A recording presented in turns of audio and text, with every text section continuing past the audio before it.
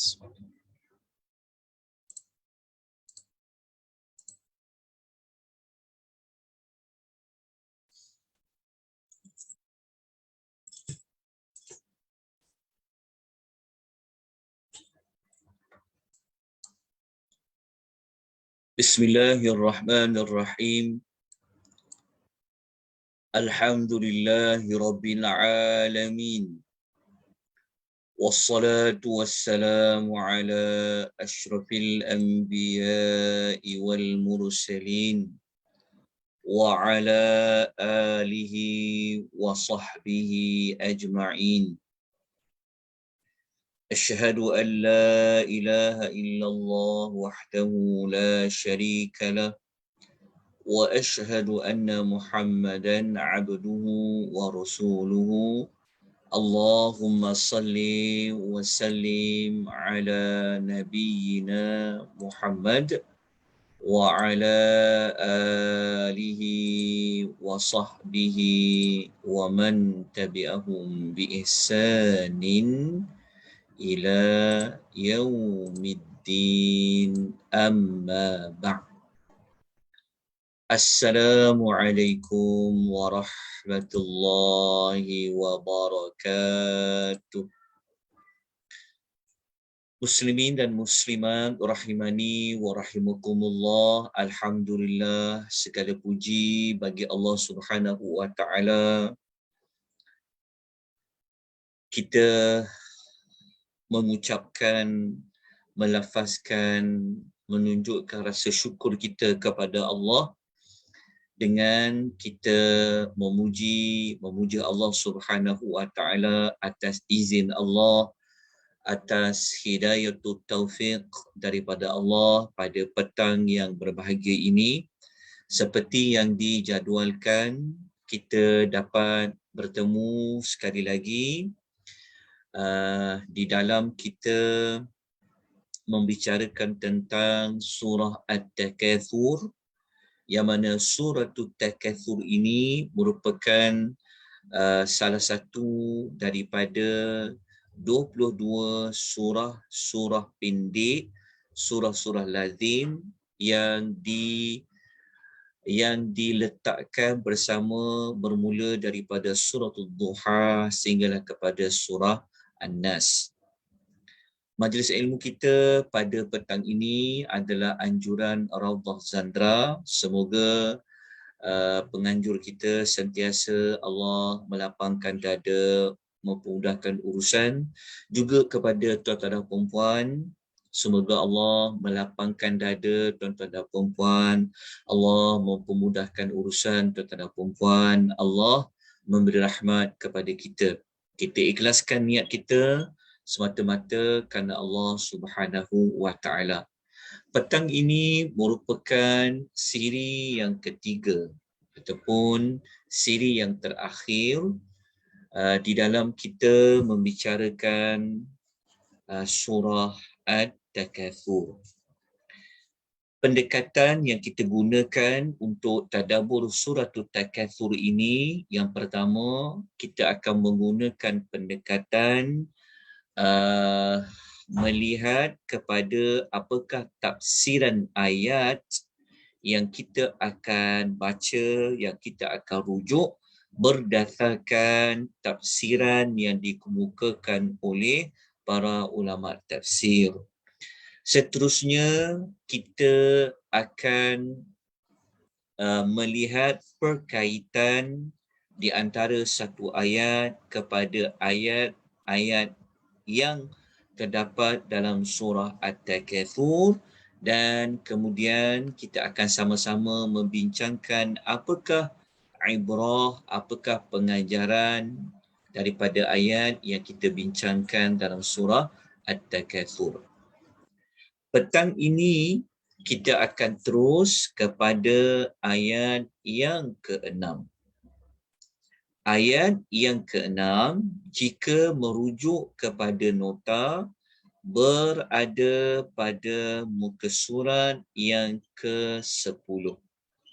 Jadi saya mohon, jasa baik tuan-tuan dan puan-puan, sesiapa yang ada nota boleh rujuk muka surat yang ke-10.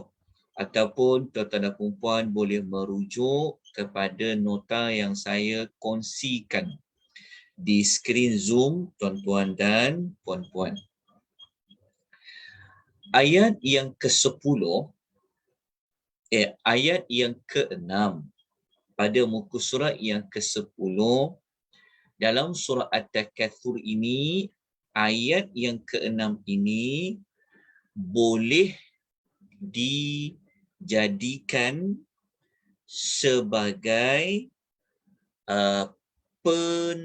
kita panggil ayat ke-6 ni boleh dijadikan sebagai penjelasan kepada azab ataupun balasan buruk ataupun ancaman yang telah diberikan pada ayat yang ketiga dan juga pada ayat yang keempat. Kita tengok sekejap takut saya tersilap. Okey. Ayat yang ketiga, ayat yang keempat. Okey, termasuk ayat yang kelima lah. Maknanya ayat ketiga, ayat yang keempat dan ayat yang kelima kita dah belajar minggu lepas. Bahawasanya ketiga-tiga ayat itu, maknanya ayat 3, ayat 4 dan ayat 5, ketiga-tiga ayat itu adalah ayat yang memberikan amaran.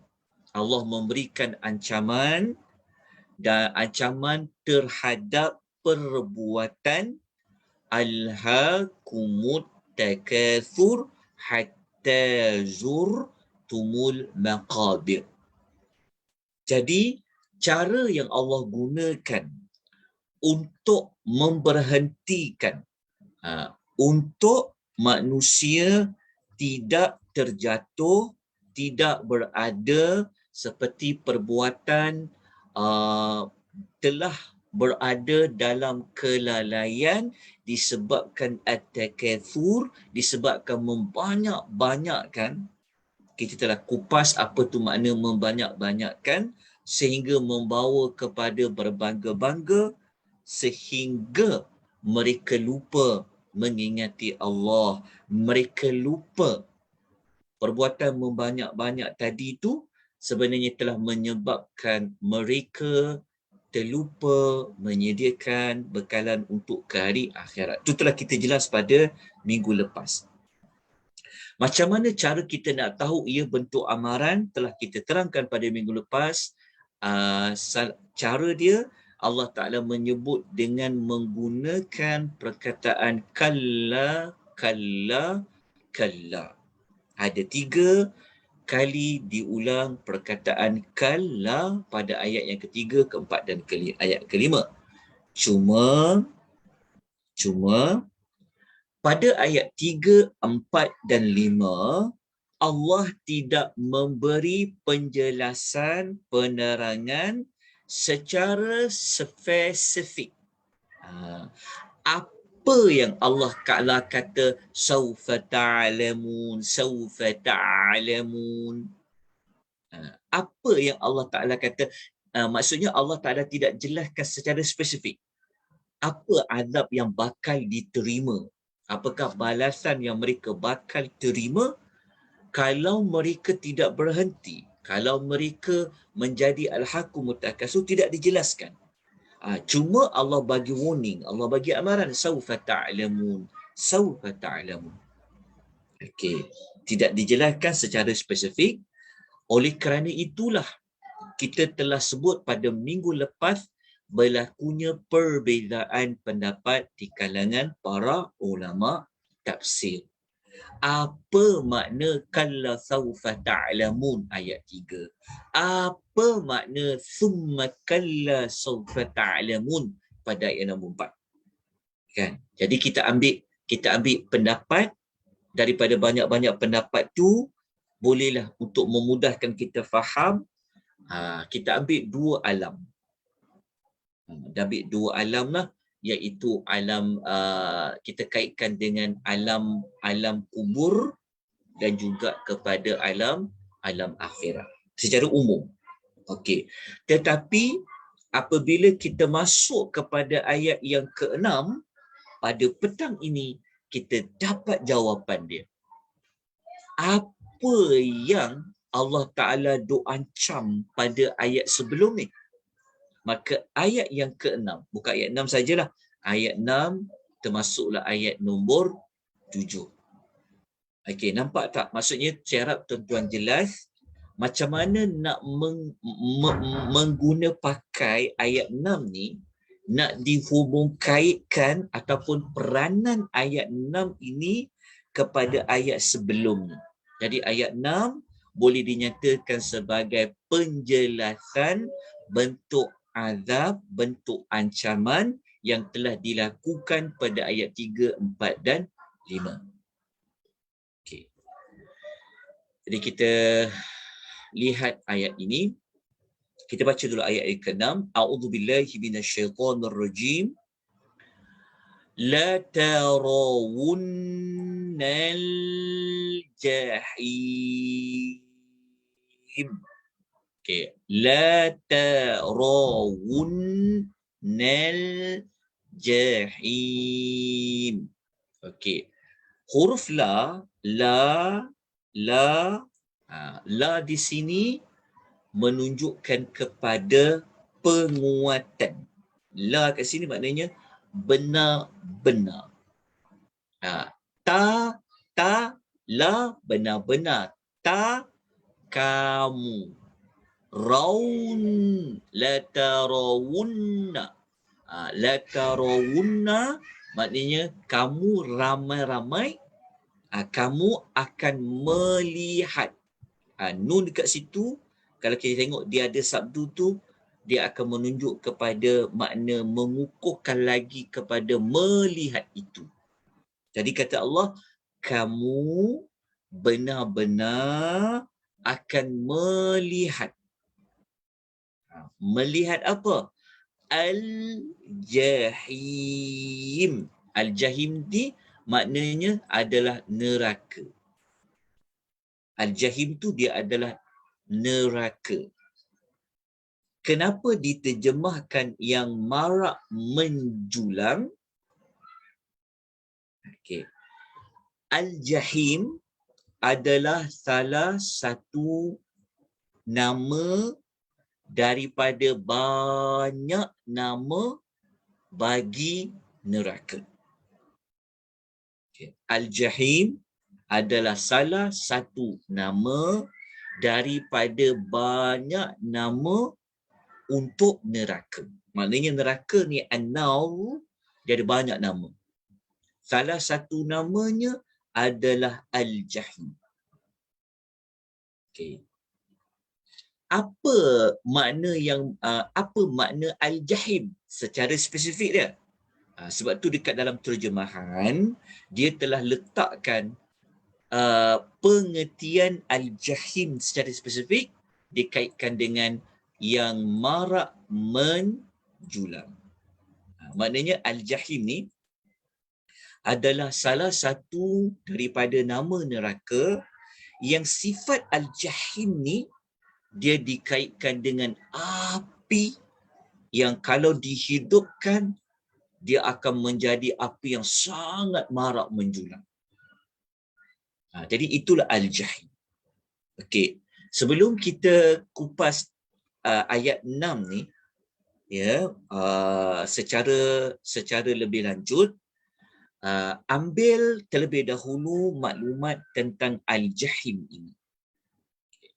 Al-Jahim seperti yang saya sebutkan sebentar tadi adalah salah satu nama daripada banyak nama neraka. Okay.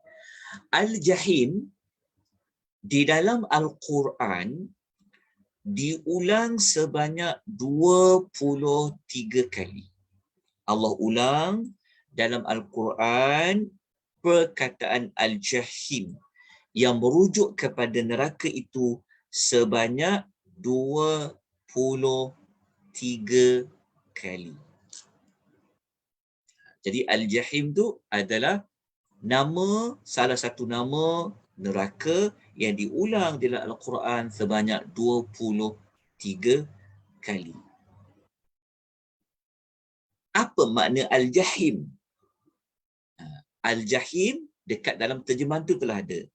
Al-Jahim dikaitkan dengan api yang marak menjulang. Okey, jelas dekat situ? Okey. Kalau kita nak catat, kalau tuan-tuan nak dapat maklumat yang lain, selain nama Al-Jahim, ada nama lain apa lagi? Antaranya adalah Ladha. Ladha. Allah gunakan dalam Quran, namanya adalah Ladha. Ini nama lain. Okey. Ladha ni Allah hanya sebut sekali saja. Ladha. Okey, nama lain bagi neraka adalah Al-Hutamah. Al-Hutamah. 2 kali diulang di dalam Al-Quran. 2 kali saja. Kalimah Al-Hutamah disebut di dalam Al-Quran. InsyaAllah nanti kita akan belajar surah Al-Humazah. Maknanya selepas tamat surah At-Takatsur, kita akan sambung dengan surah Al-Humazah. Nanti akan jumpa nama neraka yang lain adalah Al-Hutamah. Ada 2 kali diulang. Nama yang ketiga bagi neraka adalah As-Sa'ir. As-Sa'ir. Apa dia? As-Sa'ir. Nama kalimah As-Sa'ir yang dikaitkan dengan neraka diulang sebanyak 15 kali di dalam Al-Quran. As-Sa'ir. Kalau siapa yang ada mengikuti tadabbur suratul Mulk, akan jumpa salah satu dalam ayat ke-10. Nama As-Sa'ir, kan? Ashab As-Sa'ir. Okay. Nama lain bagi neraka adalah Saqar. Saqar. Sin, Qaf, Ra. Saqar. Nama Saqar diulang sebanyak 4 kali di dalam Al-Quran. Ada 4 kali sahaja kalimah Saqar ini disebut di dalam Al-Quranul Karim. Nama lain bagi neraka adalah Al-Hawiyah. Kita dah belajar apa itu Al-Hawiyah. Masih ingat lagi dalam surah apa? Jumpa kalimah Al-Hawiyah dalam surah masih ingat tak? Tak ingat. Tuan-tuan boleh dengar tak suara saya? Boleh dengar tak? Dengar Ustaz. Dengar. Alhamdulillah. Awak diam je. Hujan Okey. Al-Hawiyah ni kita dah jumpa disebutkan dalam suratul Qari'ah. Sekali je Allah pernah sebutkan. Okey, nama lain bagi neraka adalah Jahannam. Ni Jahannam. Jahannam. 72 kali diulang nama Jahannam. Diulang di dalam Al-Quranul Karim. Jadi, dapatan saya, sekadar yang sempat saya rujuk dan saya baca, ada 7 nama yang dikaitkan dengan neraka. Salah satu daripada 7 itu adalah Al-Jahim. Maknanya Al-Jahim ni adalah nama neraka yang kedua terbanyak disebutkan di dalam Al-Quran, iaitu sebanyak 23 kali. Yang pertama paling banyak Jahannam. Al-Jahim yang kedua banyak diulang nama Al-Jahim. Kesimpulan dia adalah neraka itu satu. Neraka yang satu ni mempunyai ketujuh nama tersebut. Maknanya neraka yang satu ni sifat dia ada pada 7 nama tu. Maknanya satu neraka di akhirat tu dia juga mempunyai sifat laza, khutama, as-sa'ir, al-jahim, saqar, hawiyah, jahannam. Dia bukan neraka jahim, neraka lain. Neraka saqar, neraka lain. Neraka jahannam, neraka lain. Hawiyah, neraka lain. Tidak. Tetapi satu neraka memiliki nama-nama yang berbeza, yang nama-nama itu sebenarnya menerangkan ciri-ciri neraka tersebut. Tetapi kalau kita nak spesifik lagi, apa sifat Al-Jahim tu? Dia merujuk kepada api yang marak menjulang. Dia berbeza dengan Jahannam. Okey. Dah jelas tuan-tuan? Okey, sekarang kita nak pergi kepada melihat. Okey, ayat yang ke-6 ni dalam nota saya tuan-tuan kena tambah sikit maklumatlah.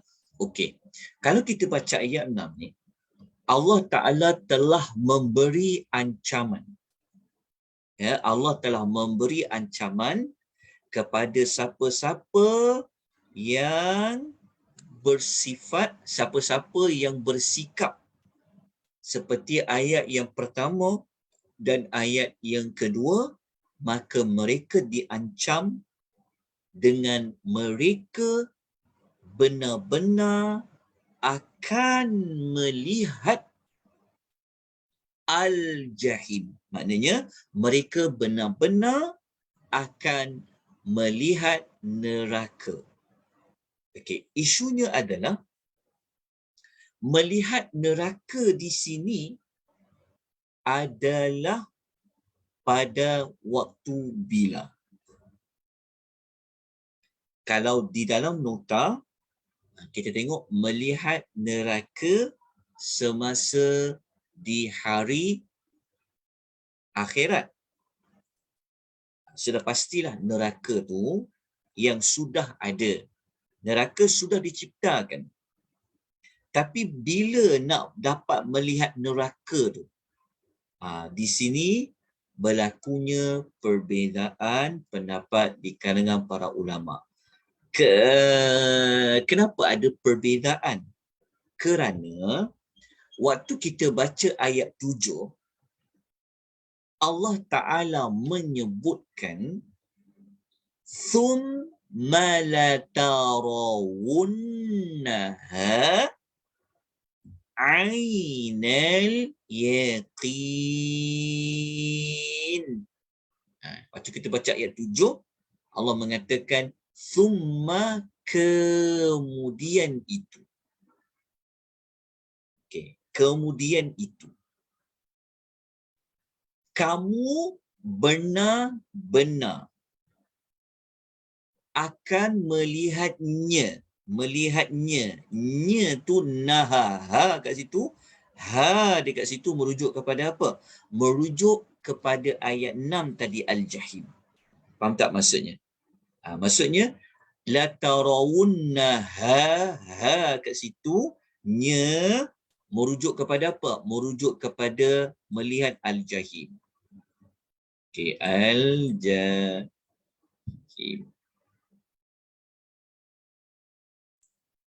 Okey. Nya kat sini. Okey. Naha kha kat sini merujuk kepada Al-Jahim ayat 6 tadi. Okey. Tapi ayat 7 ni sama macam ayat 6. Kalau ayat 6 melihat neraka juga. Tapi ayat 7 melihat neraka tapi disebutkan secara jelas. Tengok, nampak dengan apa? Ainal yaqin. Melihat dengan apa? Dengan penglihatan al-yaqin, yang yakin.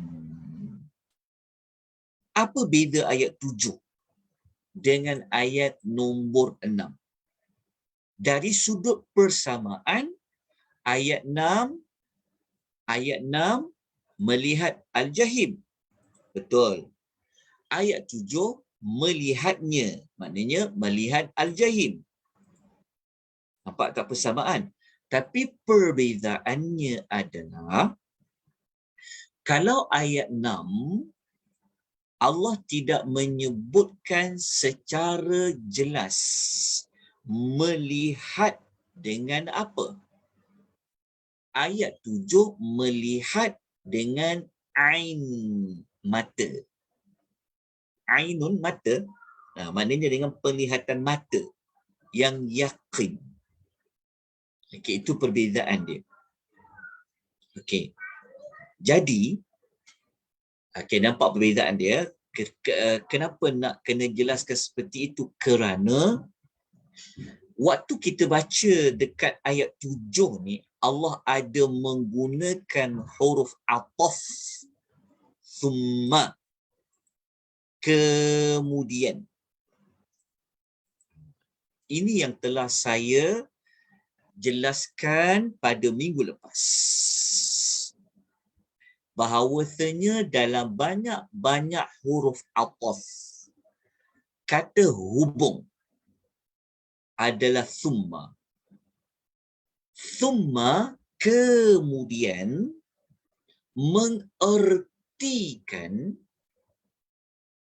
kejadian yang berlaku selepas kejadian sebelumnya.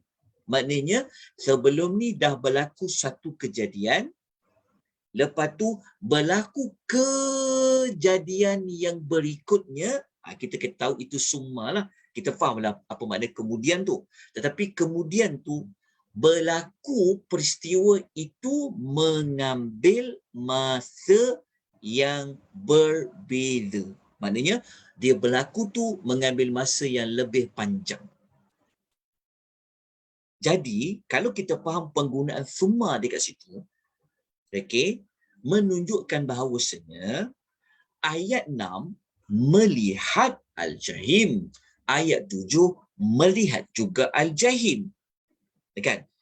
Tetapi adakah melihat di situ melihat dalam tempoh masa yang sama? Sedangkan ada summa. Peranan summa tu nak menerangkan peristiwa melihat yang lain. Maknanya dalam kejadian yang lain melihat Al-Jahim tu. Lepas tu kejadian melihat Al-Jahim tu, peristiwa yang lain tu dia ada tempoh yang berbeza, tempoh yang panjang. Itu makna summa. Okey. Jadi isunya adalah melihat Al-Jahim ayat 6 tu melihat waktu bila. Ayat ke-7 tu melihat pada waktu bila. Okey, jelas? Faham kenapa ada perbezaan melihat tu? Kerana ada summa dekat situ. Okey. Jelas ya? Dapat faham tak persoalan ataupun kemusykilan isu yang sedang hendak kita bincangkan? Kita dah faham bahawa ayat 6 dengan ayat 7 ni menjelaskan apakah amaran yang Allah telah beritahu pada ayat sebelum ni. Kan Tuhan kata, kalau kau tak berhenti juga, saufa ta'lamu, nanti korang akan tahu. Rupa-rupanya yang Allah ancam tu adalah Al-Jahim, iaitu neraka. Jadi ayat 6 dan 7 ni menjelaskan, memberikan jawapan secara spesifik apakah saufa ta'lamun, saufa ta'lamun tu. Okay. Cuma apabila kita perhaluskan lagi ayat 6 dan 7 ni, adalah berlakunya pertanyaan, ada kemuskilan lah. Maksudnya ayat 6 tengok neraka juga, ayat 7 tengok neraka juga. Tapi tengok neraka tu ada pula summa pada ayat 7 ni. Sedangkan kita belajar, diulas oleh para ulama tafsir, summa itu digunakan nak menunjukkan kepada tertib, kepada turutan. Maknanya masa yang berbeza. Summa tu ambil masa yang lama. Jadi apa? Bilakah peristiwa melihat neraka pada ayat yang ke-6? Okey. Kalau ayat yang ke-6 ni, okey, kalau ikut Al-Imam Sa'di, dia kata melihat neraka pada hari kiamat. Dia kata melihat neraka pada hari kiamat. Okey. Kalau baca dalam tafsiran lain, dan baca dalam tafsiran lain tu maksud dia, kalau kita rujuk dalam tafsiran lain yang dibuat oleh para ulama, contoh, kalau kita rujuk dalam kitab Ma'arijut Tafakkur wa Daqa'iqut Tadabbur yang dikarang oleh Syekh Abdul Rahman Hasan Habannakah, beliau mengatakan ayat 6 tu, tengok neraka dekat situ, Al-Jahim, adalah Allah akan perlihatkan neraka itu adalah semasa di alam kubur. Semasa di alam kubur. Faham tak maksudnya? Maksudnya ayat 6 ni, kalau dekat nota ni melihat neraka semasa kiamat kan, tuan boleh tambah lagi. Pendapat lain kata, letak dekat sini, waktu bila? Dalam masa dalam kubur. Saya akan sebutkan dalil dia.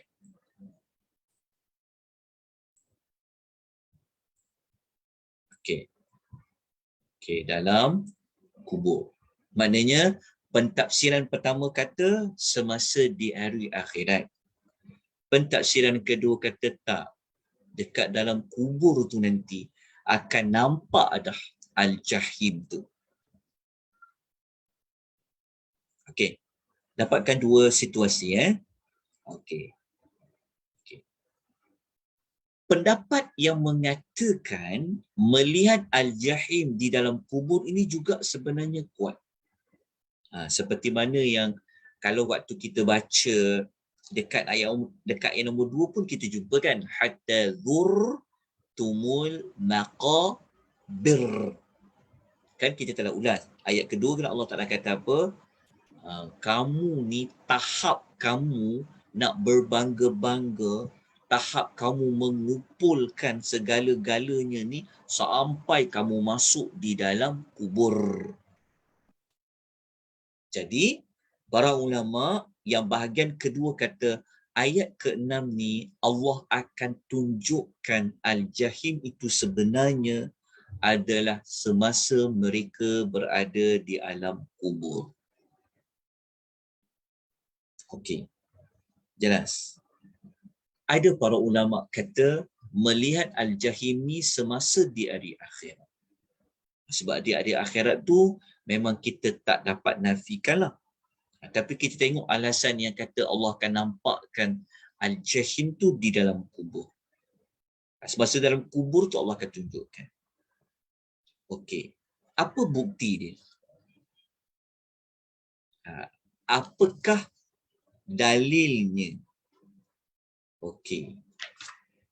Dalilnya adalah, kejap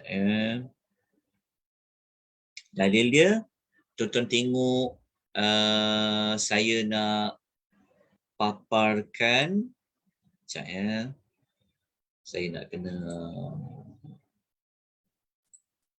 saya nak paparkan laman tersawang. Sekejap. Okey, cuba tuan-tuan tengok dekat sini. Tuan-tuan nampak tak legacyquran.com ni? Nampak ya? Nampak. Ustaz. Alright. Okey, kita tengok dekat sini. Okey, kita tengok dekat sini. Okey, kita tengok dekat surah Ghafir. Okey, cuba buka dalam surah Ghafir. Kita tengok dekat ayat nombor 48. Ada tak Allah bagi tahu dalam kubur Allah akan tunjukkan kepada orang-orang yang Allah janjikan dapat melihat neraka. Okey, cuba tengok ayat nombor 8, 48. Sekejap ya. Oh. Okey, tengok ayat nombor 48. Kat sini jawapan dia. Bukan nombor 48. Ayat nombor 46, maafkan saya. Okey, cuba tengok ayat nombor 46 Okey, tengok Allah kata apa? A'udzubillahi minasyaitonirrajim. النار يعرضون عليها غدوا وعشيا ويوم تقوم الساعة أدخلوا آل فرعون أشد العذاب. Okey, Allah mengatakan the fire, they are exposed to its morning and evening. Maknanya mereka didedahkan kepada bahang api neraka pada waktu pagi dan pada waktu petang. Maknanya setiap pagi dan setiap petang penghuni neraka, mereka dah nampak neraka tu semasa mereka berada di alam barzakh setiap pagi dan setiap petang. Dan apabila berlakunya hari kiamat yang sebenar-benarnya, maka mereka diperintahkan masuk ke dalam api neraka. Seperti mana yang berlaku kepada Firaun dan pengikut-pengikutnya. Okey, so kalau kita baca pada ayat nombor 46 ni, jelas menunjukkan neraka itu akan dipaparkan pada setiap pagi dan pada setiap petang. Maknanya dalam kubur tu memang akan nampak, memang akan dipaparkan neraka pagi dan petang. Kemudian kalau kita baca dalam hadis-hadis yang lain, memang jelas lagi akan ditunjukkan pintu neraka, ditunjukkan pintu syurga di dalam kubur. Jadi pendapat ulama yang kata ayat 6 ni, mereka yang tidak mahu berubah, mereka yang berada pada perbuatan al-hakumut takatsur hatta zurtumul maqabir, nanti apabila mereka berada di alam kubur, mereka akan la tarawun nal jahim. Itu adalah pendapat yang kedua. Okey, jelas? Jelas kan? Okey. Kita pergi kepada pendapat yang, kita pergi kepada ayat yang ke-7. Sebab di akhirat ni kita sedia maklumlah melihat tu. Okey. Kita pergi kepada ayat yang ke-7. Ayat yang ketujuh yang telah dijelaskan ketika mana kita nak memahami ayat 6, kita mendapati sekali lagi diulang melihat al-jahim. Tetapi kali ini melihat al-jahim dengan diletakkan, disebutkan melihat dengan ainal yaqin, dengan penglihatan yang yakin. Maknanya kamu memang, kalau dekat dalam, kalau kita pegang pendapat ayat 6 tu kata tengok dalam kubur, dia sudah pasti tidak seperti melihat ataupun sudah berada di dalam neraka dan merasai azab yang hakiki. Neraka tu macam mana? Oleh kerana itu, Allah Ta'ala menyebutkan bahawa melihat ke ayat yang ketujuh ni dinyatakan dengan ainal yaqin. Melihat dengan penglihatan, dah tengok depan mata, memang tak dinafikan lagi keyakinan tentang adanya neraka tersebut. Jadi ayat 7 ni maknanya adalah melihat neraka apabila mereka sudah pun berada hampir dan mereka juga masuk ke dalam api neraka. Seperti mana ulasan As-Sa'di. As-Sa'di. Sebab neraka tu memang akan nampak di hari akhirat. Nampak tu, cara nampak tu Allah menggunakan nampak yang betul-betul nampak. Dengan menggunakan perkataan ainul yaqin, nak mengukuhkan lagi akan nampaknya nampaknya hari neraka itu. Baik, kita dah faham untuk ayat nombor 7. Okey, jelas tak tuan-tuan dan puan-puan? Faham tak masuk ayat nombor 7? Maknanya ayat nombor 6 kita boleh pegang kepada ulasan melihat al-jahim itu di alam kubur pun dah kena azab.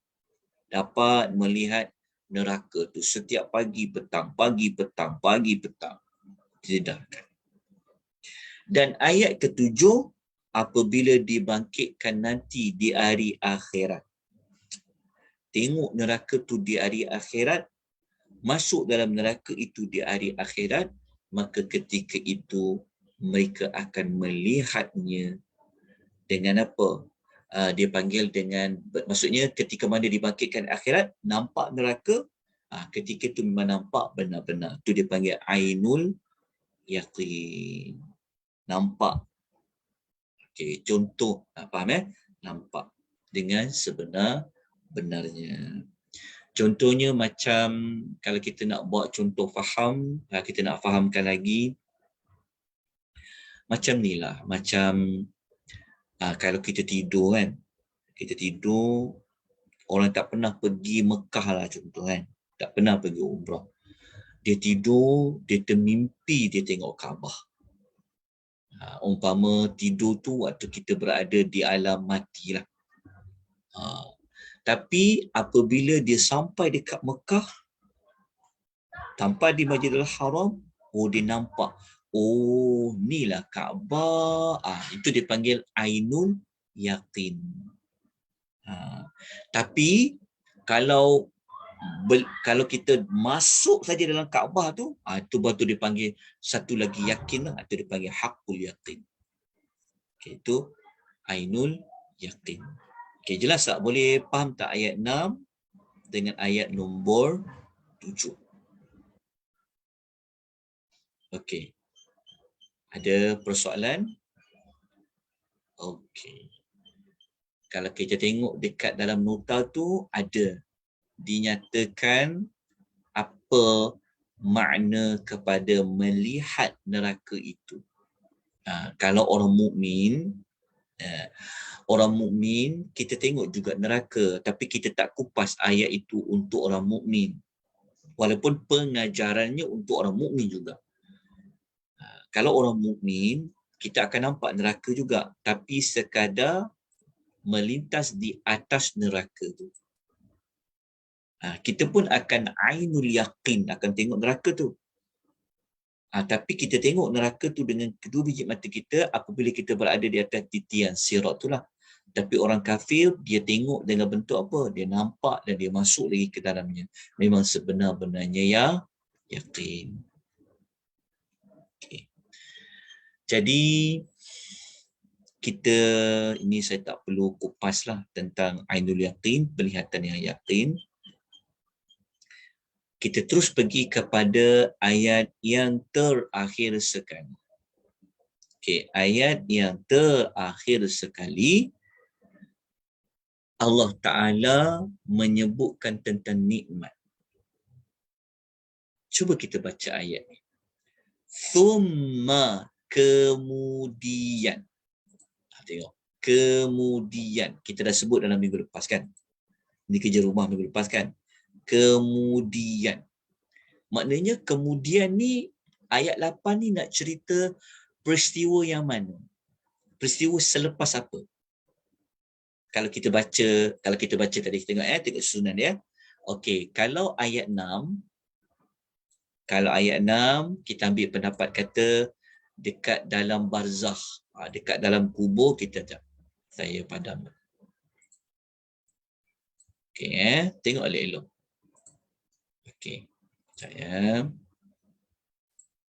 Okey, kalau ayat 6, nampak neraka, kita faham ayat 6 tu dia punya susunan dia dekat dalam kubur. Nampak neraka. Dipenampakkan dengan neraka tu. Pasti nampak. Okay, contoh. Ayat nombor 7 dekat akhirat.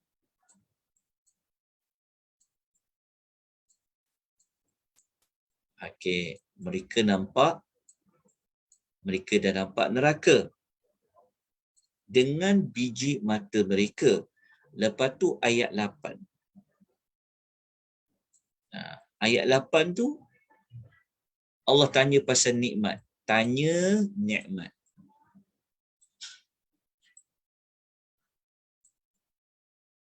Okey, tanya pasal nikmat. Okey. Tengok susunan dia ya. Okey, kenapa kita kata dia disusun? Sebab kita fahamlah ayat-ayat lah. Tapi pentingnya summa kat sini. Summa ni kan maksud kemudian. Maknanya, setelah melihat neraka pada ayat yang ke-7, kan, dengan ainil yakin, tiba-tiba ayat yang berikutnya, peristiwa yang berikutnya, tanya pasal nikmat. Jadi kita nak faham ayat 8 ni. Kenapa dah tengok neraka, kan, dah masuk neraka, tanya pasal nikmat. Bukankah sebelum masuk neraka tu, sebab kalau nak nampak neraka, masuk neraka nampak dengan kedua biji mata, baru tanya pasal nikmat. Sebelum tu tanya dulu pasal nikmat kan, hisap kan, Allah hisap kita, nikmat masa sebagainya. Kita baca dulu ayat nombor 8.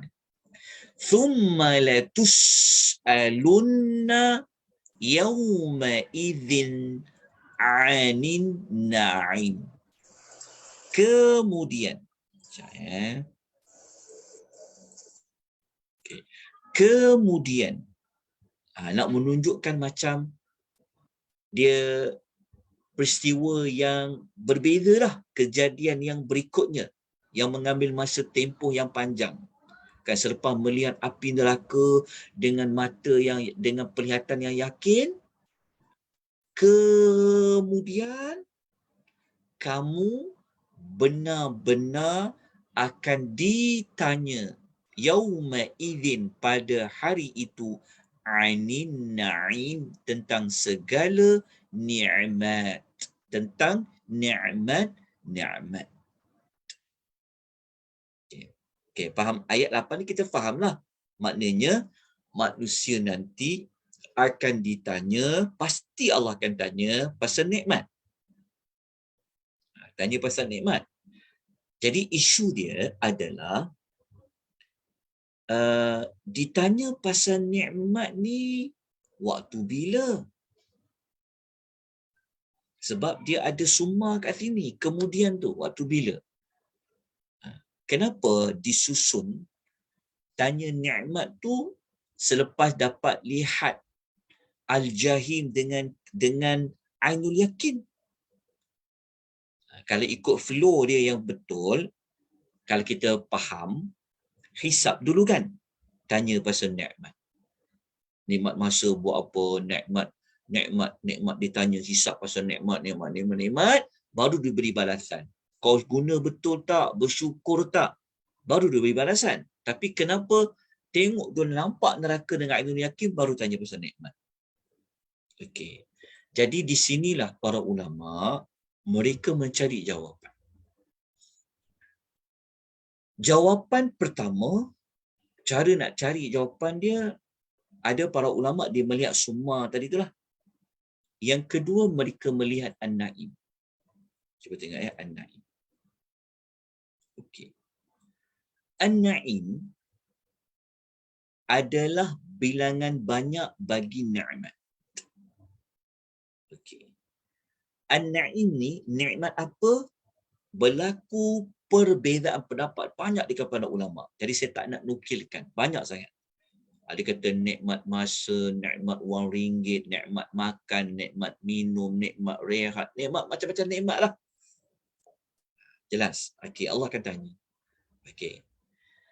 Isu dia adalah nikmat di sini, kenapa Allah guna an-na'im? Kalau kita belajar kehalusan penggunaan perkataan na'im, an-na'im ni sebenarnya seperti mana yang diulas oleh Syekh Salah dalam buku Lataiful Quran. Dia kata an-na'im ni dia adalah nikmat syurga. Dalam syurga. Nikmat syurga.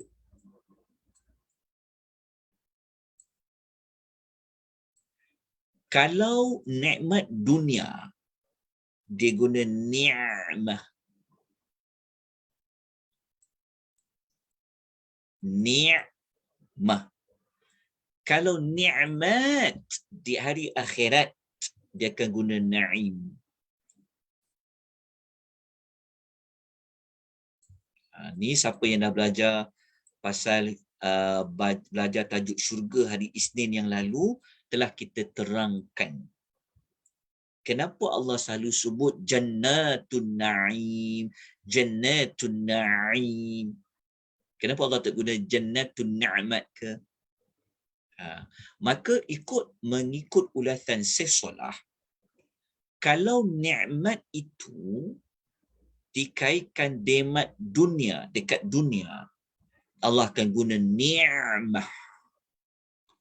Tapi kalau nikmat itu di hari akhirat, seperti mana nikmat di dalam syurga, Allah gunakan an-na'im. Na'im. Jadi dekat sini akan timbul pertanyaan. Mereka ditanya pada hari itu, kita faham hari kiamat, tentang nikmat-nikmat syurga. Ni Allah tanya dekat siapa?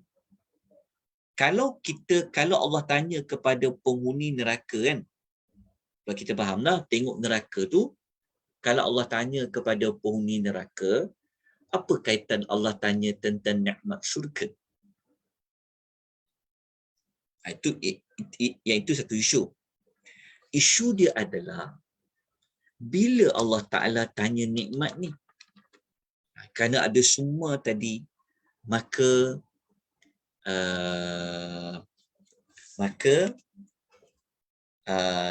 Syekh Abdul Rahman Hasan Habannaqah, beliau mengatakan bahawa ayat 8 ni Allah tanya nikmat itu ketika mana mereka-mereka yang Allah ancam tadi tu, apabila mereka sudah berada di dalam neraka.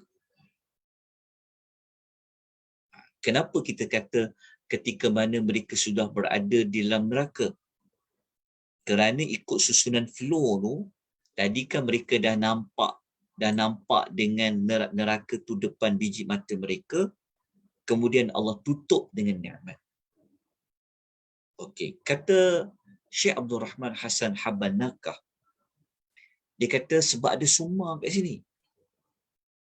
Okey, menunjukkan bahawa setelah ahli neraka tu mereka masuk neraka, mereka ditanya tentang nikmat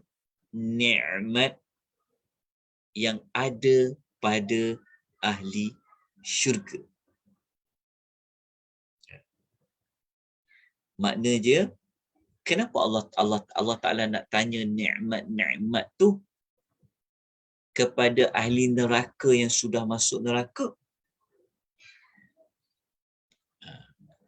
Sebenarnya tujuannya adalah untuk psycho. Faham tak psycho? Nak torture, nak psycho penghuni neraka tu supaya mereka menjadi bertambah menyesal, bertambah ruginya. Macam orang dah gagal kan, contohnya main-main je belajar kan, macam saya lah antaranya. Tak siap-siap menulis kan, jawab peksa tiba-tiba dapat markah, contoh dapat markah B kan. Tengok kawan dapat markah A+ ni, dia dapat hadiah, dia dapat sijil, contohlah kan. Kalau belajar, kalau di setengah universiti, pelajar yang belajar ikut tempoh masa, dia akan dapat anugerah GOT, graduate on time, contoh. Mereka graduan ikut tempoh masa kan. Kita tengok dia dapat hadiah naik ke atas pentas kan. Kita rasa apa? Contohnya diumumkan, pelajar yang mendapat dapat menghabiskan sesi pembelajaran mengikut tempohnya, dia akan ditawarkan sekian. So kita yang tak dapat tu, kita rasa alamak, menyesalnya lah kan. Jadi apabila ahli neraka itu mereka dah masuk neraka, mereka akan ditanya tentang ni'im, tentang nikmat-nikmat yang ahli syurga itu dapat. Nikmat-nikmat. Jadi tujuannya untuk apa mereka ditanya? Mereka ditanya adalah untuk menambahkan lagi bentuk penyiksaan dari sudut mental, dari sudut psikologinya, nak menyebabkan mereka menyesalnya, nak menambahkan lagi kepada apa? Kepada tambah rasa ruginya mereka yang mengabaikan peringatan, mengabaikan amaran yang telah diberikan sebelum ini. Jadi kalau kita nak kuatkan lagi pentafsiran seperti itu, nampak macam agak berbeza kan? Sebab kebanyakan ulama tafsir mengulas ayat 8 ni, dia ambil cerita umum lah. Di akhirat kan kita tahu kan Allah tanya pasal umur muda kita macam mana, umur dia tanya pasal nikmat kan. Okey, tapi Syekh Abdul Rahman Hassan Habban Nakah ni dia ada pentafsiran yang berbeza. Dan saya pun sebenarnya wallahu ta'alam, kalau kita belajar tentang an-na'im ni, dia tentang nikmat syurga. Jadi ahli neraka ditanya tentang nikmat syurga, maknanya sudah pasti mereka dah masuk neraka. Okey, kalau kita nak faham lagi, saya nak paparkan dekat tuan-tuan dan puan ayat ini. Cuba tuan-tuan buka surah Al-A'raf. Tengok ya. Buka dalam suratul Al-A'raf. Surah nombor 7. Okey. Cuba lihat ayat nombor 44. Sebenarnya memang ahli neraka tu mereka akan ditanya tentang nikmat. Okay, kita tengok ayat nombor 44. Kita tak nampak tak ayat nombor 44 yang saya paparkan ni? Nampak atau tidak? Nampak Ustaz? Nampak Ustaz? Kita tengok ya, ayat nombor 44. Syekh Abdul Rahman Hassan Habanakah, dia bawa dalil lah. Dia bawa dalil kenapa Allah Ta'ala nak tanya nikmat ahli syurga kepada penghuni neraka tu. Dia bawa contoh ayat. Kalau kita baca dalam buku 4, tengok Allah kata apa? وَنَادَى أَصْحَابُ الْجَنَّةِ أَصْحَابُ النَّارِ. Dan apabila ahli-ahli syurga itu berada di tempat masing-masing lah, dah masuk syurga, berserulah mereka kepada ahli neraka dengan berkata. Jadi maksudnya penghuni syurga, apabila dah masuk syurga, ahli neraka dah masuk neraka, maka penghuni syurga akan memanggil. Dia akan berseru kepada ahli neraka dengan berkata. Tengok, dia kata apa? Dia kata, an qad wajadna ma wa'adana rabbuna haqqan fahal wajadtum ma wa'ada rabbukum haqqan. Ahli neraka, ahli syurga tu kata, sesungguhnya kami telah dapati apa yang telah dijanjikan kepada kami oleh Tuhan kami, semuanya betul. Jadi ahli syurga, dia masuk syurga, dia cerita kepada penghuni neraka, korang nak tahu tak? Kami ni dah nampak dah, kami betul-betul nampak, kami dah dapat ni apa yang Allah janji kepada kami ni dulu ni. Semuanya betul lah. Allah kata dalam syurga ada sekian-sekian, dalam syurga ada sekian-sekian. Ahli syurga kata apa? Ya, kami dah dapati. Lepas tu ahli syurga tanya kepada neraka, maka adakah kamu juga telah dapati apa yang telah dijanjikan oleh Tuhan kamu itu adalah betul? Maka ahli neraka kata apa? Qalu na'am. Ahli neraka menjawab, benar, betul. Apa yang telah dijanjikan tentang neraka ni, azab neraka tu betul-betul ada. Mereka jawab. Nampak tak? Kenapa ada pertanyaan seperti ini? Nak menambahkan lagi, kalau ahli syurga, nak menambahkan lagi kegembiraan mereka. Betul lah, dulu kita beriman.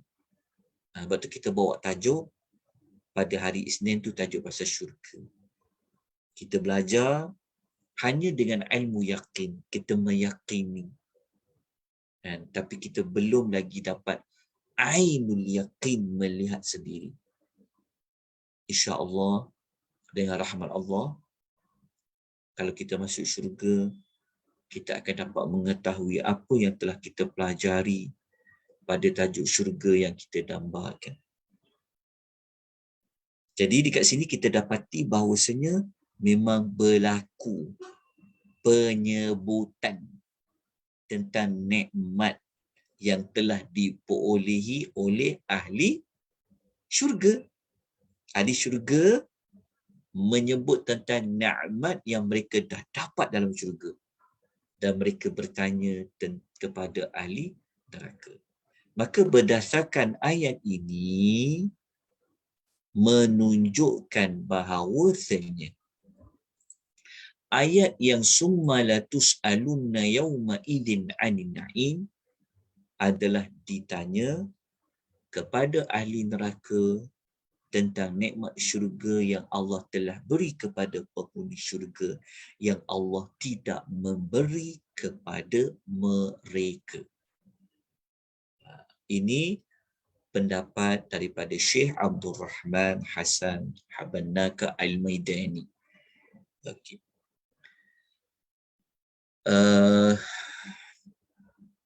Kalau kita bincangkan lagi, kalau pendapat lain, para ulama mengatakan memang nanti di hari akhirat Allah akan tanya tentang semua nikmat. Itu kita sedia maklum. Cuma nikmat tu nikmat apa? Ada banyak pendapat. Kalau kita tengok dalam tafsir Al-Jalalain kata, nikmat tu macam nikmat kesihatan, masa lapang, rasa aman, makan minum dan sebagainya. Kenapa Allah Ta'ala nak tanya? Kenapa Allah Ta'ala nak tanya? Sedangkan Allah Ta'ala tahu mereka dah buat apa dengan nikmat tu. Okey. Kalau orang yang tidak beriman, Allah Ta'ala tanya adalah untuk untuk argument lah. Maksudnya kalau Allah tanya kepada orang-orang yang tidak beriman, adalah untuk jadikan itu adalah alasan mereka akan diazab. Sebab Allah bagi nikmat kepada mereka, mereka buat apa dengan nikmat tu? Jadi ditanya kepada orang yang kafir adalah untuk pertanyaan yang akan dijadikan hujah, dijadikan alasan mereka memang layak untuk diazab. Makna dalam erti kata lain, mereka ditanya tu adalah untuk membuktikan adakah mereka ini telah bersyukur ataupun tidak.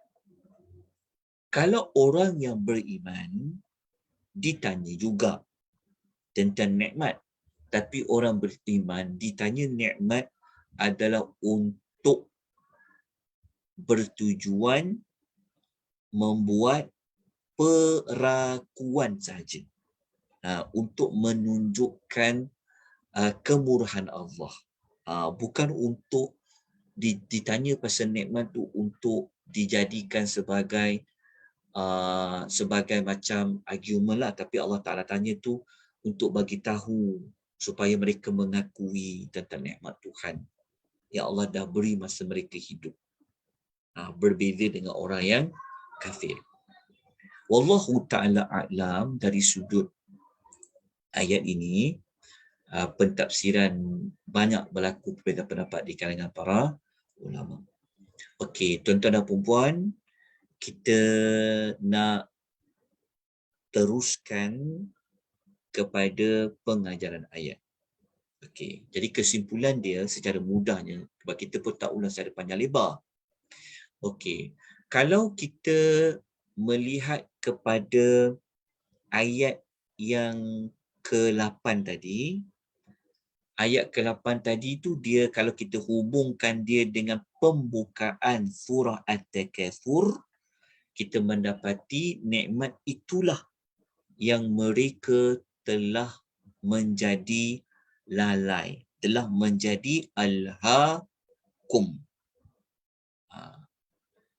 Itu dikaitkan dengan pembukaan surah At-Takatsur.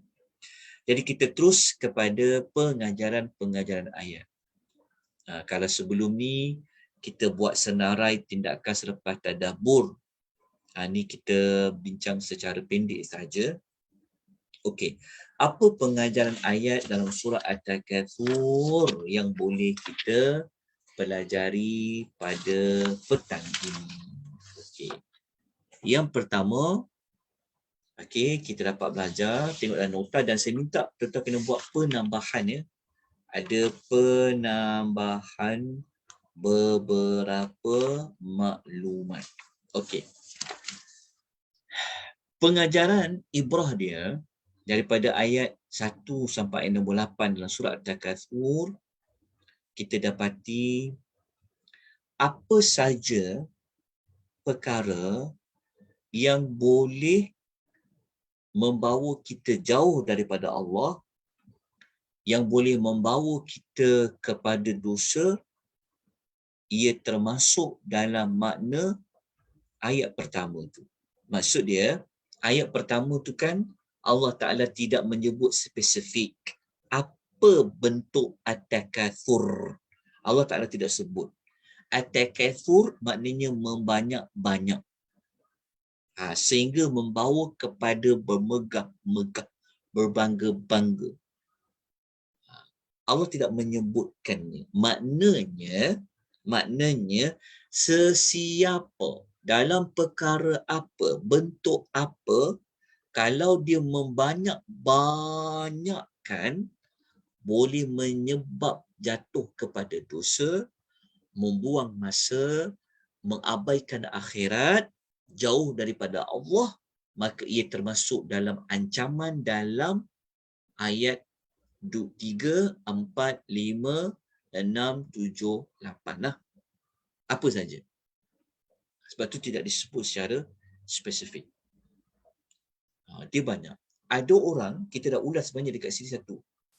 Dia apa saja sebenarnya. Kalau hatakan para ulama ulas, ada orang kalau dia macam ni, dia membanyak-banyak ni, yang terpuji, kalau dekat dunia, akhirat tak apa. Kalau membanyakkan untuk akhirat tak apa. At-takatsur kat situ tak apa. Tapi kalau at-takatsur, membanyak-banyakkan dalam perkara dunia ni, dia kena tengok.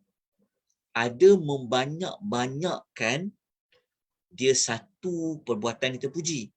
Contohnya membanyak-banyakkan anak, contohnya kan. Contohnya sunnah Nabi kan. Suka perempuan yang dia melahirkan umat Nabi yang ramai. Itu tak apa, contoh. Tapi membanyak-banyakkan ni, yang dilarang tu adalah yang boleh bawa jauh daripada Allah. Kita dah kupas. Sifat nak bertanding-tanding, sifat nak berlumba-lumba, kan, membangga-bangga ni, dia termasuk secara umum pada ayat yang pertama. Hatta kalau kita belajar ilmu pun boleh termasuk lah. Buat pergi belajar banyak-banyak tapi dengan niat apa? Dengan niat untuk berbangga-bangga. Aku ikut kelas ni, aku ikut kelas ni, aku belajar.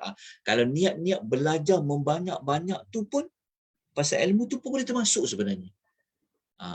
Termasuklah beli buku banyak-banyak, buat kitab, beli buku nak tunjuk ke orang lah contoh.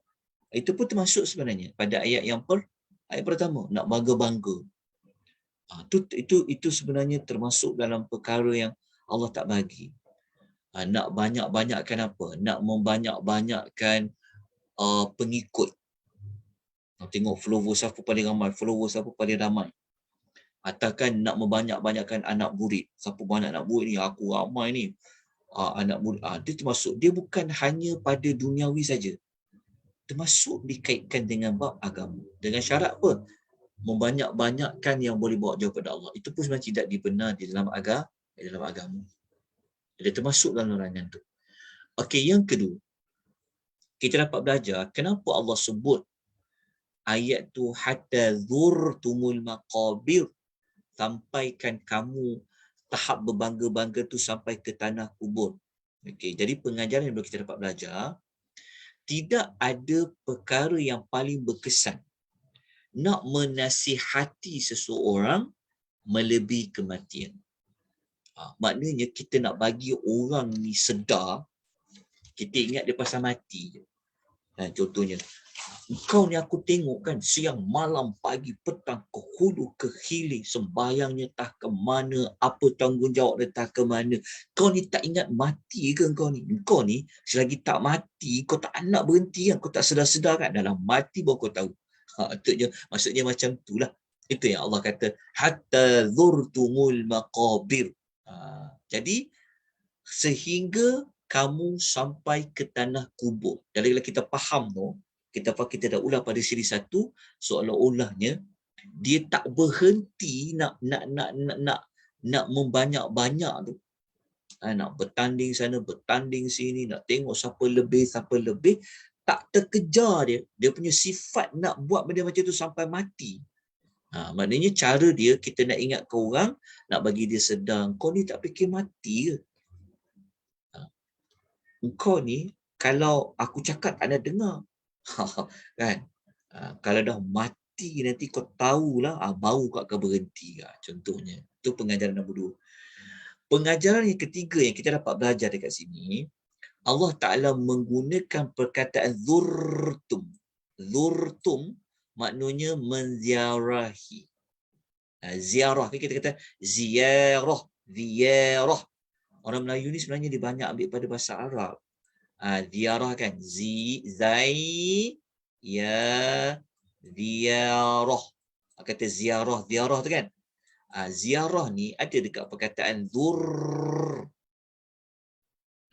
Zur. Maksudnya kenapa ayat yang kedua ni Allah Ta'ala kata sehingga kamu menziarahi kubur-kubur. Kenapa guna perkataan nak masuk kubur tu? Guna perkataan seperti ziarah. Nak mengisyaratkan bahawa mati itu bukanlah akhir perjalanan manusia. Namun ia hanyalah seperti sifat orang yang berziarah ataupun berkunjung. Maknanya, kita masuk dalam kubur ni umpama kita singgah sekejap dalam kubur tu. Singgah tu maksudnya bukanlah penamat hidup ni, mati tu dah tak ada alam lain, tak ada. Jadi perkataan zurtum ni, ziarah ni kenapa dipakaikan kepada ayat 2? Kenapa tak kata hatta dakhaltum? Kenapa tak kata sehingga kamu masuk dalam kubur? Kenapa guna zurtum? Nak menunjukkan alam kubur ni dia bukan tempat untuk selama-lamanya. Dia sekejap je, seperti orang yang berziarah. Sejam, 10 minit ziarah ke, 1 jam ziarah ke, lepas tu dia akan balik. Baliknya kita ni adalah nanti di hari akhirat. Okay, itu di antara kupasan dia. Kemudian, dalam masa yang sama, apabila ayat yang kedua ni nak menunjukkan bahawa adanya azab kubur. Okey. Berikutnya adalah peringatan keras. Kenapa kita kata peringatan keras? Sebab ada perkataan kalla, kalla, kalla. Lepas tu sebut pula la tarawunnal jahim thumma la tarunna, tu peringatan yang keras akan sikap tamak, mengumpulkan harta dan membanyak-banyakkannya tanpa mensyukurinya dan meninggalkan ketaatan kepada Allah dan Rasul. Maknanya kalau kita duk pulun banyakkan harta tapi kita tunjukkan rasa syukur, dia tak termasuk dalam 8 ayat surah Takatsur. Tuan-tuan jangan salah faham, membanyak-banyakkan harta bukan tak boleh secara mutlak, secara total tak boleh. Bukan macam itu. Yang membanyak-banyakkan kalau dia alhaakum, kamu telah dilalaikan. Ialah kalau nak membanyak, tentu dia kena usaha banyak. Guna masa panjang, guna masa banyak. Kalau kita bimbang membanyakkan, kalau dia tak mampu nak banyak, memang tahap limit dia tahap tu je. Dia akan takut orang akan masuk cara kedua dengan ambil cara yang haram. Kalau nak membanyak-banyak cara halal, lambatlah pula dia ambil cara yang haram. Bakal rasuah ke, menipu ke. Kat situ isu dia. Kenapa membanyak-banyakkan at-takatsur itu termasuk dalam peringatan keras? Kerana kalau kita nak banyak, kita terpaksa makan masa. Ambil masa sampaikan kita tak sedar.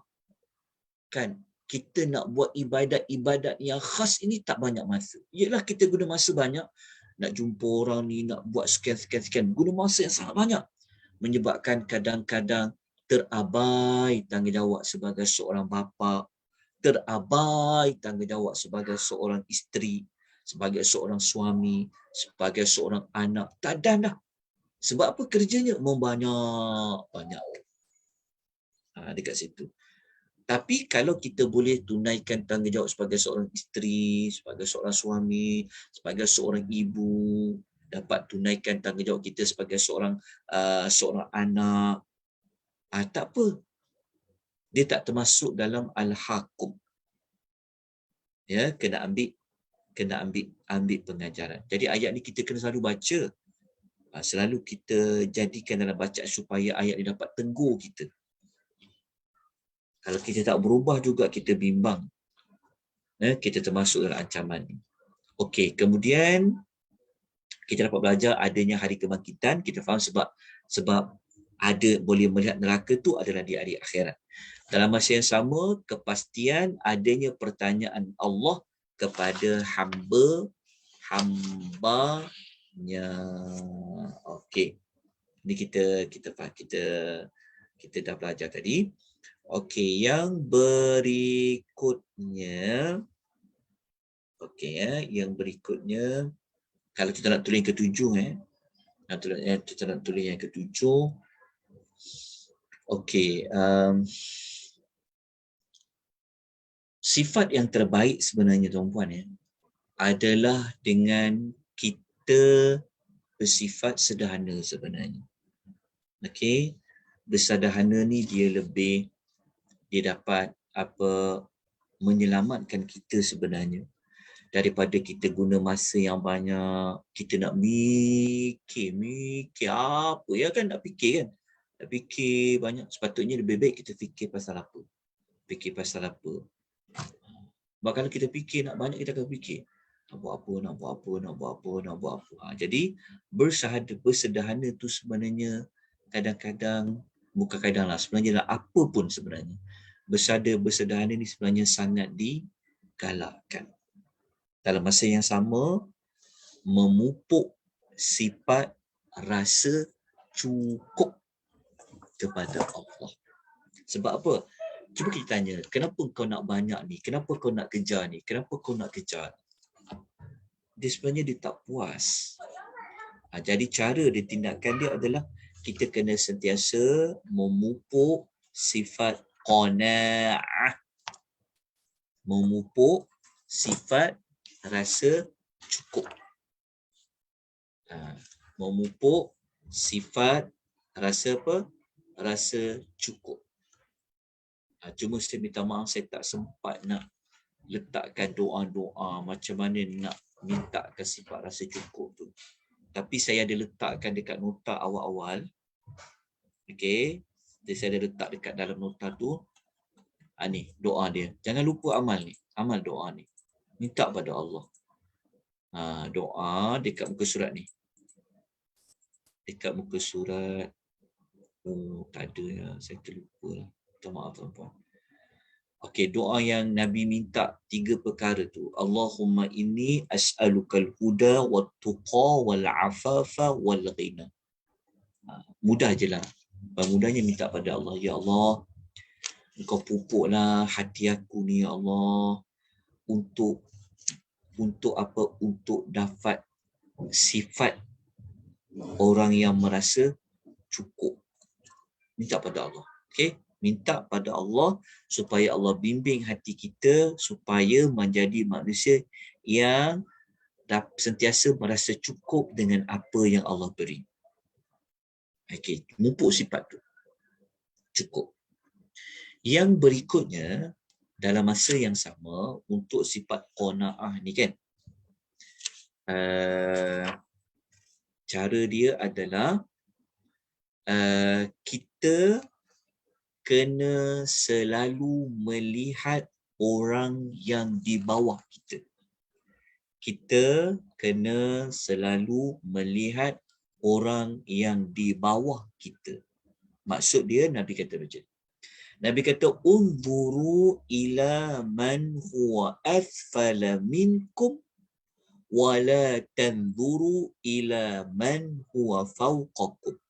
Nabi kata, lihatlah kepada orang yang berada di bawahmu dan jangan melihat kepada orang yang berada di atasmu.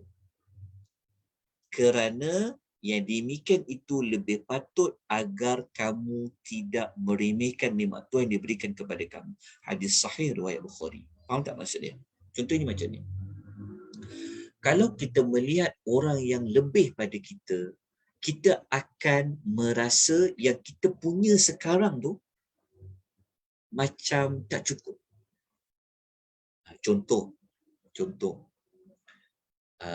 Contoh macam okey, kita tengok ada orang dia suka ambil masa banyak apa? Dia ambil masa banyak untuk dia kita ambil zaman sekarang ni untuk ada orang mungkin dia nak kumpul gadget lah. Dia nak beli handphone yang terbaru. Contoh. Jadi kalau dia ada handphone yang terbaru, kan, kalau dia nak kejar memang tak akan dapat kejar. Gadget kan selalu berubah. Okey, jadi cara nak bagi dia, cukuplah yang sekarang ada ni pun dah banyak fungsi dia dah boleh guna. Cara dia tengok orang yang bawah daripada dia. Bawah pada dia tu mungkin handphone dia tak semahal dia, tidak se-update dia, tidak se-brand macam dia tu. Contoh, sudah akan rasa alhamdulillah cukup dengan apa aku yang ada. Tapi kalau kita melihat orang yang handphone dia lebih canggih daripada kita, contohnya mungkin kita akan rasa yang sekarang ni macam kita akan menjadi kita tak menghargai dengan apa yang ada. Lepas tu kita kena buat macam tu. Begitu juga kalau kita nak rasa bersyukur hidup kat Malaysia ni kan, cukuplah dengan apa. Kita pergi negara-negara yang susah, tengok orang di bawah kita. Ya Allah, rasa syukur sangat dengan apa yang Allah dah ada ni kan. Kita naik kereta, tengok orang yang berjalan kaki tunggu bas siang malam, penat kan. Kita syukur dengan kereta yang ada tu. Tapi kalau kita melihat orang yang lebih mewah daripada kita, menyebabkan kita rasa tak cukup dengan kita apa yang ada ni, dia akan memupuk sifat kita meremehkan apa yang ada sekarang yang Allah bagi. Itu cara lain yang Nabi ajar pada kita macam mana untuk memupuk sifat rasa cukup. Apabila kita rasa sifat kita merasa cukup kepada Allah, kan? Allah jaga hati kita dalam masa sebab kalau kita tak akan puas tau. Tengok orang ni ada, kita nak. Tengok orang ni slim sikit badan pada kita pun nak slim. Tengok orang ni putih je dia, aku ni gelap pun kita akan cari usaha. Tengok orang ni macam tu, kita tak akan puas sebenarnya. Jadi cara dia apa? Minta pada Allah supaya minta pada hati ni sifat rasa cukup. Yang kedua tadi, sentiasa melihat orang yang di bawah kita. Dan yang ketiga apa? Yang ketiga, minta Allah bagi berkat dekat rezeki kita. Minta Allah beri keberkatan pada rezeki kita tu. Faham tak maksud dia? Contohnya, kita doalah supaya Allah Ta'ala bagi kita rezeki yang berkat. Ada doa Nabi SAW dalam hadis riwayat Al-Hakim tu. Sebenarnya cuma saya tak sempat nak bawa hadis tu. Nabi kata, Allahumma qanni'ni bima razaqtani wa barik li fihi. Ya Allah, jadikanlah aku merasa cukup terhadap apa yang telah Engkau rezekikan kepadaku dan berilah keberkahan kepadaku di dalamnya. Minta pada Allah. Minta pada Allah supaya berkatkan pendapatan kita. Kita berniaga, minta Allah bagi berkat. Sebab apabila Allah bagi berkat tu Allah akan bagi kita dapat manfaatkan pendapatan tu. Kita rasa walaupun kita dapat hanya untung, contoh kita berniaga, kita hanya untung RM100, contoh kan, orang lain sampai untung RM1,000, tapi RM100 itu, kalau Allah berkat dia, kita lebih banyak daripada RM1,000 yang orang dapat tapi tak berkat. Sebab tu minta pada Allah supaya Allah berkatkan pada pendapatan kita. Sebab dia tak berkat itulah yang membawa punca kepada kita rasa nak lagi. Sedangkan umur makin bertambah, anak-anak makin membesar, betul tak? Kesihatan kita makin lama makin tak sihat. Ya, betul kan? Kita Quran pun tak faham lagi. Jadi kita tak nak disibukkan diri kita dengan semua benda menyebabkan kita tak dapat nak mendalami Al-Quran, nak menghayati, nak belajar agama lebih faham. nak tunaikan tanggungjawab kita. Kadang-kadang anak mengaji pun tak sempat nak tengok. Kadang-kadang buku-buku anak sekolah zaman moden ni pun tak sempat nak tengok. Ada apa dalam beg sekolah anak-anak aku ni? Apa dia belajar kat sekolah? Tak sempat nak tengok handphone dia, apa dia mesej semua. Tak sempat dah. Anak tak sempat dah. Sebab apa? Sebab life kita tu yang menyebabkan kita menjadi seorang yang sibuk. Jadi kita kena hati-hati, minta pada Allah, minta Allah bimbing kita, ya, minta Allah membimbing kita supaya kita tidak termasuk dalam kumpulan orang yang lupa pada Allah. Betul tak puan? Cuba kita kenang-kenangkan, kan? Banyak tahu. Tengok, umur aku dah berapa dah? Apa amal yang aku buat ni? Apa persediaan aku nak ke akhirat ni? Astaghfirullah, kita teringat kan. Tapi itulah penting kita belajar, kita ubah. Kita ada masa lagi untuk, kata orang dah sampai satu masa kita kena ada kuasa kata stop, cukuplah. Aku nak kerja apa lagi aku nak kerja. Kalau baca surah Al-Takasur ni, kita faham,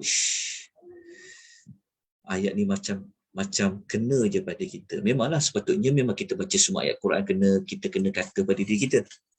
Kalau kita kata ayat ni bukan untuk aku ni, bukan untuk aku, itu tidak tepat.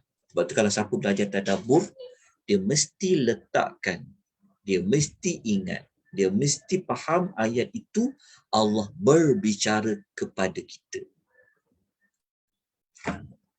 Allah memberi pesan kepada kita. Allah memberi amaran kepada kita. Baik, mungkin kadar itu yang dapat saya kongsikan.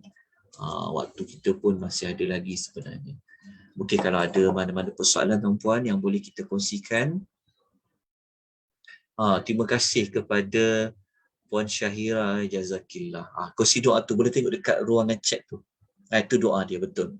Allahumma inni as'alukal huda wat tuqa wal afafa wal ghina. Ya Allah, aku meminta kepadamu hidayah, wat tuqa, ketakwaan, wal afaf, diberikan sifat afaf. Afaf tu maknanya sifat rasa cukup.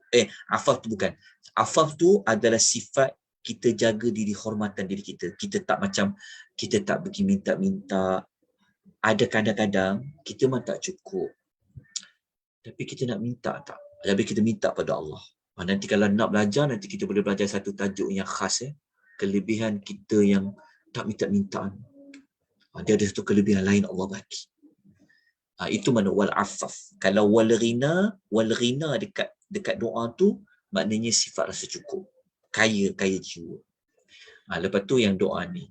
Terima kasih kerana kongsi. Betul lah tu doa Nabi kata, Allahumma qanni'ni bima razaqtani wa barik li fihi wa khluf alayya kulla ghaibatin li bi khairin. Ya Allah, jadikanlah aku orang yang qanaah terhadap rezeki yang engkau beri dan berkahilah dia betul.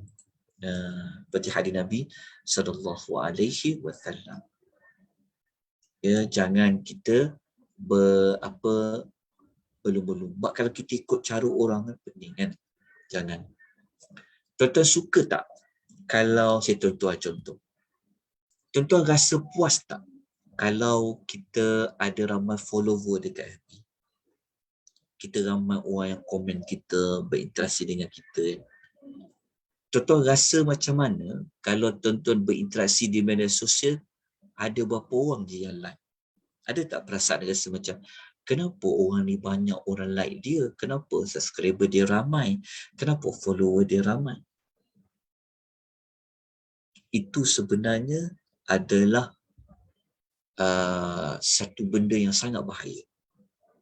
Jika kita suka, kita gembira, ataupun tujuan kita nak melihat ramai orang memberi reaksi, sangat bahaya. Tuan-tuan, kalau tuan-tuan rasa media sosial ni boleh menyebabkan kita, masa kita boleh ganggu fikiran kita, tinggalkanlah. Itu juga di antara perkara yang boleh al-haqqu. Itu bahaya tuan-tuan. Itu di antara tanda-tanda akhir zaman. Ya, tanda-tanda akhir zaman ni banyak. Jadi kita fokus, okey, cari fokus dalam hidup ni, yang umur bertambah, tunaikan tanggungan banyak benda. Sebab kalau kita, saya rasa wallahu a'lam, kalau kita kurangkan media ni, kecuali kata berniaga, dia ada reason lah kan. Sebenarnya kita nak urus keluarga ni kadang-kadang tak sempat dah sebenarnya. Nak tengok telefon pun kadang-kadang tak sempat dah sebenarnya. Terkejar ziarah mak, terkejar anak, tengok anak mengaji, tengok anak apa, tengok cucu, tengok apa, tengok. Sebenarnya tak dan. Sebab tu orang muda kena berkawan dengan orang-orang yang sudah berumur kan. Orang muda ni dia suka. Dia rasa macam aku ni tak update, aku ni macam ketinggalan zaman, kita kata kan. Tak, sebenarnya tak. Orang yang tak ikut arus, sebenarnya kadang-kadang kitalah orang yang paling ke depan. Ingat, masa depan kita akhirat. Bukan masa depan kita ikut orang. Dia ada FB, aku tak ada FB. Dia ada Instagram, aku tak ada Instagram. Aku ni ketinggalan zaman ni. No. Tu yang sampai ada isu kan. Pergi, semua benda nak tayang. Semua benda buat dengan keluarga nak ditayang. Itu yang sampai ada mufti tegur dekat surat khabar tu. Kan? Janganlah benda-benda buat dengan suami, dengan apa, siapa nak tayang. Siapa nak mandi dalam kolam dengan suami pun nak pergi tayang ke orang lain. Contoh macam tu. Itulah. Jadi, dia ambil masa tau nak fikir konten apa aku nak letak ni, nak bagi orang. Jangan. Jadi kita kena pandai. Orang yang dekat dengan Quran, kan, kita ayat Quran pun banyak lagi tak faham. Masa kita tak banyak. Tapi, banyak yang buang pada masa kita pada itulah. Media-media sosial tu. Jadi hati-hati. Berhati-hati. Fikir-fikirkan. Lagi banyak belajar Quran, lagi faham Quran, moga-moga lebih nampak macam mana nak uruskan hidup ni, macam mana nak gunakan masa tu, macam mana nak pilih kawan, macam mana nak isikan ruang hidup ni dengan buat pahala. Jadi moga-moga Allah selalu bimbing kita ya. Kita doakan juga rakan-rakan kita, semua ahli keluarga kita, kawan-kawan kita, Allah sentiasa beri hidayah taufik kepada semua. Jadi saya berhenti di sini. Kita ucapkan jazakumullahu khairan kepada Raudhah Zandra dan ahli keluarga beliau. Semoga Allah sentiasa memberikan kelapangan, mempermudahkan urusan, panjangkan umur, mudahkan rezeki, juga kepada tentera perempuan ya. Semoga Allah memberikan kebaikan. Semoga Allah memberi rahmat kepada kita semua. Jadi kalau tak ada soalan, saya berhenti dekat sini. Kita sambung nanti minggu berikutnya dengan apa? Kita belajar surah Al-Humadah. Dia ada berkaitan dengan At-Takatsur juga. Kita belajar surah Al-Humadah, insya-Allah. Jadi saya mohon ampun maaf ya jika ada kata-kata saya yang menggurui perasaan siapa-siapa, nampak seperti saya nak cakap ke siapa tak ya, mohon maaf ya kalau ada yang kecil hati dan sebagainya. Saya tidak ada cakap pada siapa-siapa. Saya cakap umum sebagai seorang Muslim, saya menasihati diri saya khususnya juga kepada tentera perempuan. Kalau saya ada salah dan silap pun tetap boleh tegur saya. Ya, tidak mestinya saya bercakap bermakna saya betul semuanya. Tidak. Okey, saya manusia biasa, ada hati dan perasaan. Bukan maksum, terdedah pada banyak salah dan silap. Kalau tuan nampak saya tersalah, tuan nampak saya tersilap, tolong tegur saya. Ya, kita sama-sama nak masuk syurga. Kita sama-sama nak dapat rahmat Allah. Kita sama-sama nak berkat dari Allah Subhanahu wa taala. Kita sudahi dengan tasbih kafarah. Subhanakallahumma wa bihamdika asyhadu an la ilaha illa anta astaghfiruka wa atubu ilaih. Wal 'asr innal insana lafi khusrin illa alladhi